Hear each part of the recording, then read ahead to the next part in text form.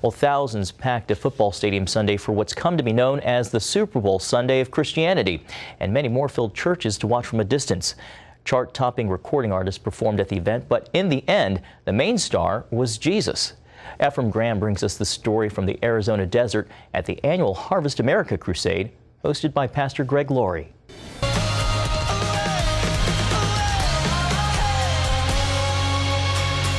It's 100 degrees here in Phoenix. Phil Wickham, Need to Breathe, and Mercy Me are also singing at this year's Harvest America Crusade.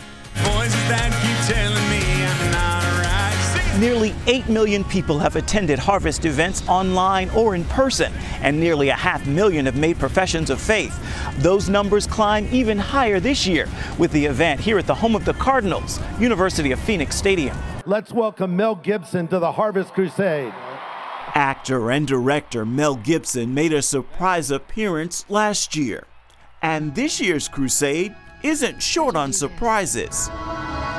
And I saw God transform him from a man that I hated into the man I wanted to become.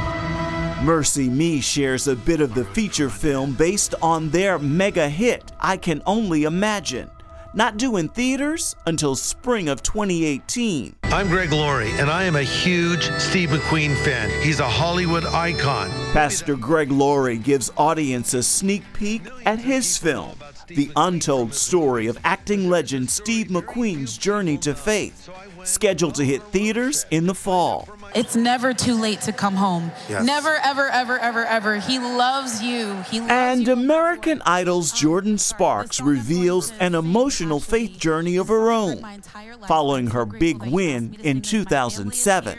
You know, she won American Idol at 17. She became a huge success, has had a very great, fantastic career, but drifted from her faith. You know, she was raised in the church and loved the Lord as a young girl. She drifted, and she came back to Christ about a year ago. So for me, I was sort of wondering, what is the meaning of my life? Jordan's testimony sets the stage for Pastor Laurie's sermon tonight. Sin promises freedom, but it brings slavery. The biblical story of the prodigal son, whose father gracefully receives him when he humbly returned after wasting his inheritance in a life on the run from doing what was right. June 12th, the Monday following, how do you measure impact or change when the conference or the crusade is done? Well, for us, you know, our profit margin is people coming to Christ. I want to help people get ready for heaven. When it's all said and done, everyone's basically the same.